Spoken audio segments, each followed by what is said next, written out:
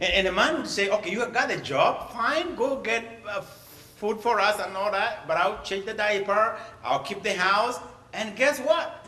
You found the man is preparing and the lady comes, finds food there. Can you imagine doing that? I know. See, what I've learned is it's a cultural problem. Yes.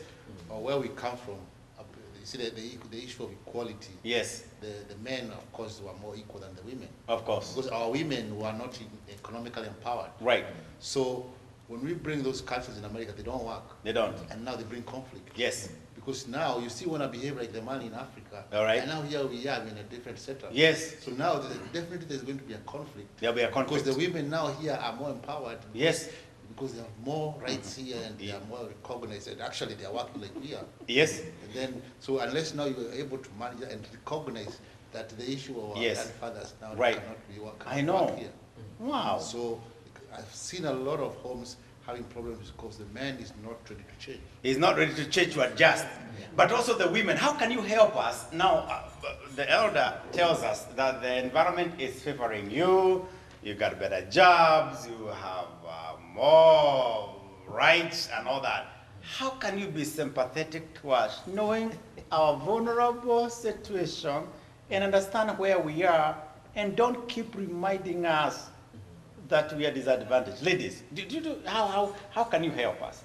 How can you do that? I think with a lot of, if ladies were more patient with men, yes, because like Wawero says, it's such a big cultural change when you come from Kenya and then you come to America, maybe you're not working and you have to be the house husband or stay at home dad. Yes. And you have to take care of a small baby and cook. Right. So I know ladies, we want to get home and find, he has cooked, he has changed diapers, he has even done the laundry. Yes. And if that is not done, some of us get so frustrated and worked up. So I think we need to be patient with the men, and it's a slow process for men. Yes. It's baby steps. Yes. So don't be so harsh. Maybe we can help them by not being too harsh on them. Yes. And appreciate what you have found him done at home.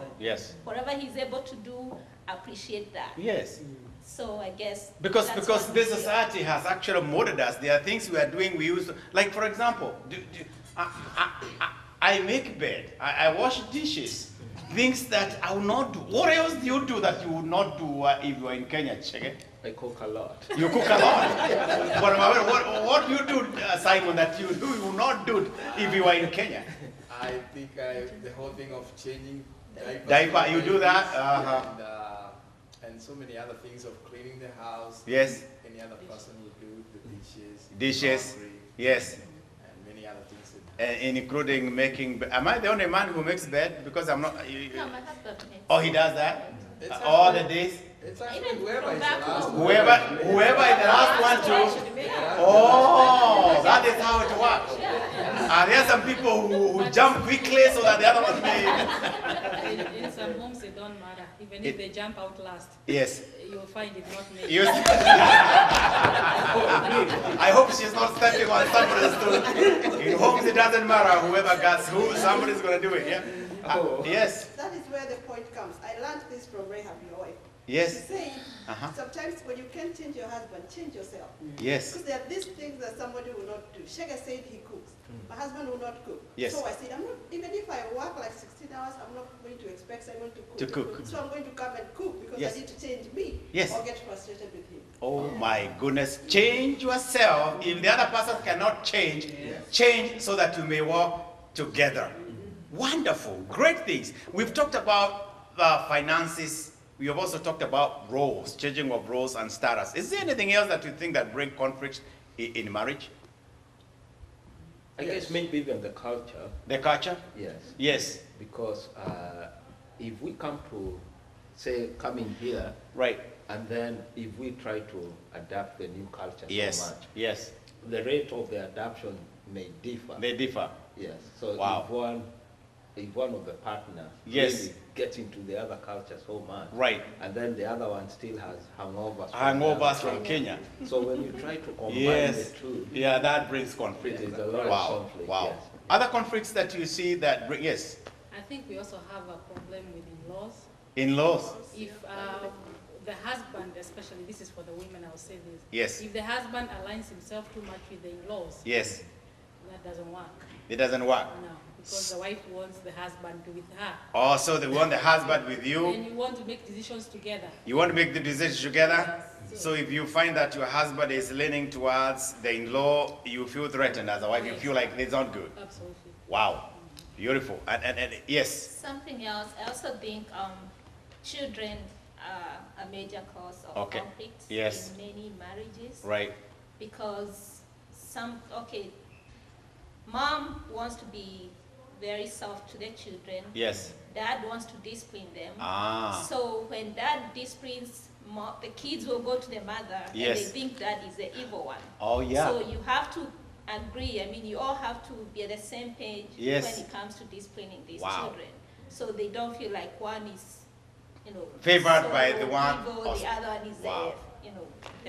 one. No good cop, bad cop business in yes. parenting. Good cop, bad cop. Exactly. They've done that game before, and I'm sure one of my children look at this, they're going to say, why did you say that? Because they want something, and if they realize mom is stubborn, they'll go back to daddy. And at the end of the day, we realize that they have played game with us. So what we have resolved is that before you say something, yes, I'll check with her. And actually, even being the head of the family, I say, let me talk with your mom first. That's right. And then we'll talk together, because they are quick to know the weaker spot. And they are so clever. If they know where to press the button, they will press it and they will run away with it. So we have learned, be careful that these kids do not bring conflict. Guess what? When you got married, they were not there. And they are going to grow and leave you, the two of you. So be very careful that the kids do not come in. I know our time is far gone, but I want us to shift quickly and deal with how to deal with the conflict. We are all in agreement. It is not a question whether there are conflict in marriage. It is not a question, even an option, that there are misunderstanding. I think the big question is, how do you go about it? How do you solve conflict in a marital or in a family situation?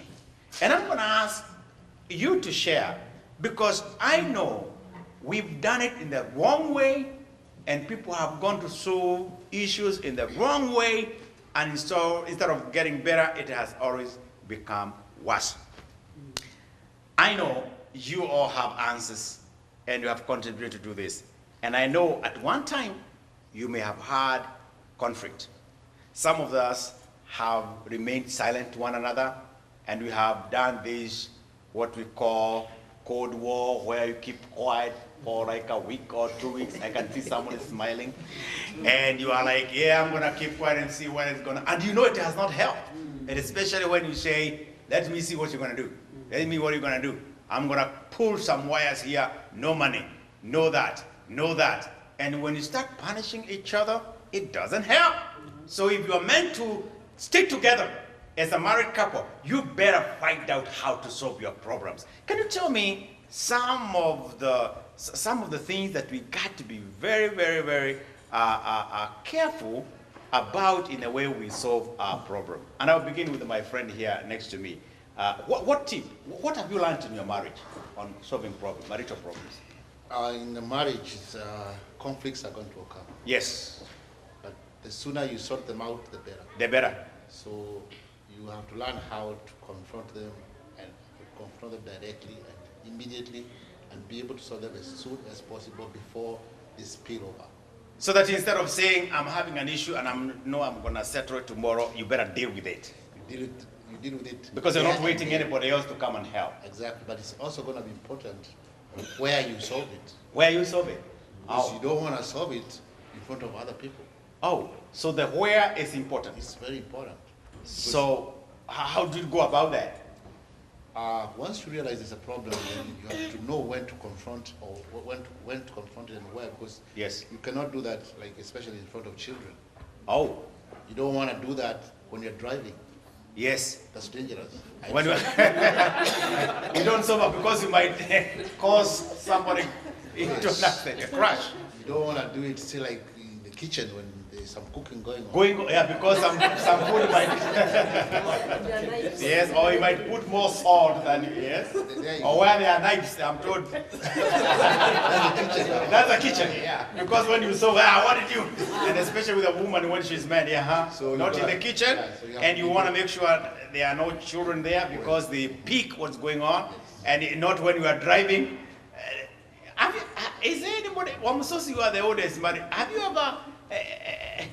you ever been a crisis where you have quarreled, and when you look at it, you say, "Oh my goodness! If I were to quarrel again, I would be very careful. I don't do it at a particular time." That's right.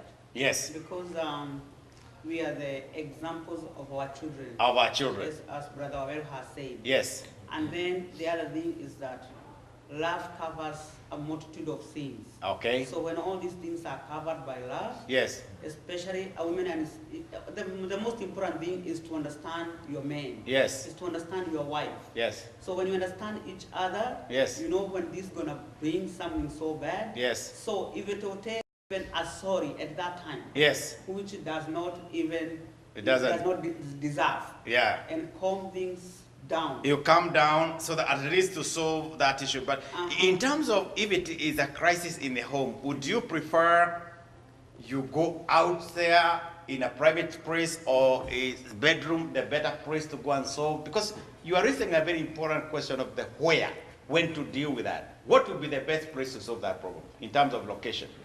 I think in terms of location is where you're most comfortable. Where you're most Where comfortable. there's most privacy.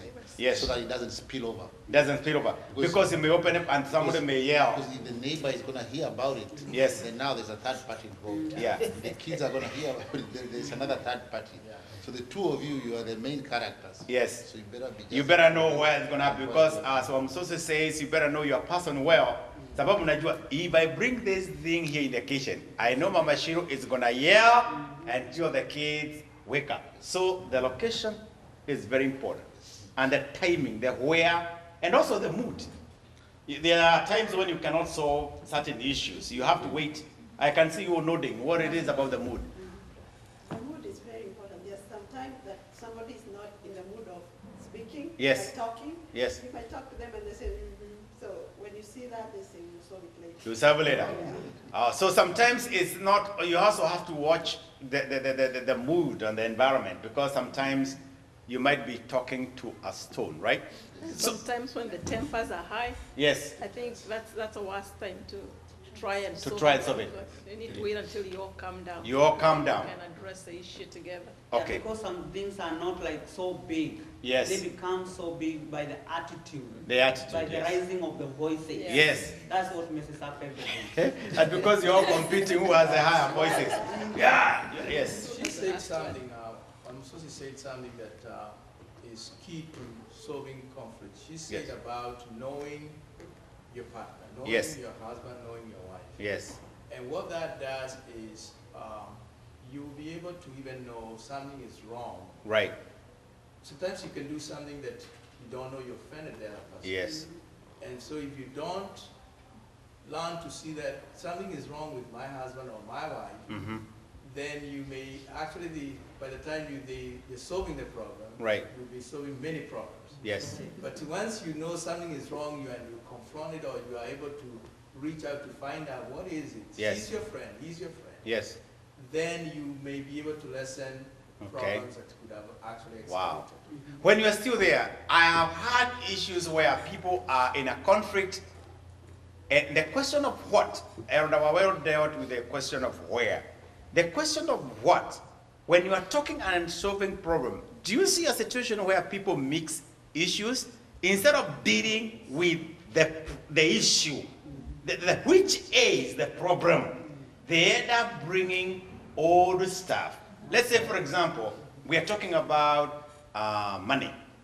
And then in the process of solving, this person brings other things that are not related. Oh, about the children, oh, you remember you were in law.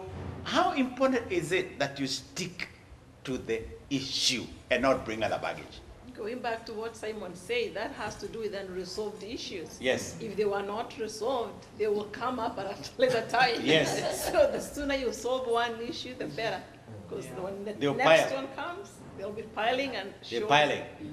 And because you're talking about an issue of children, then you wonder, why is this money issue coming in? Why is the issue of my in-law coming in? We were talking about money. Where is the issue of property even coming in? So it is important that when you talk about an issue, you concentrate on what is the problem and don't mix these other things. What about the question of when? In terms of the when, the timing, how important it is?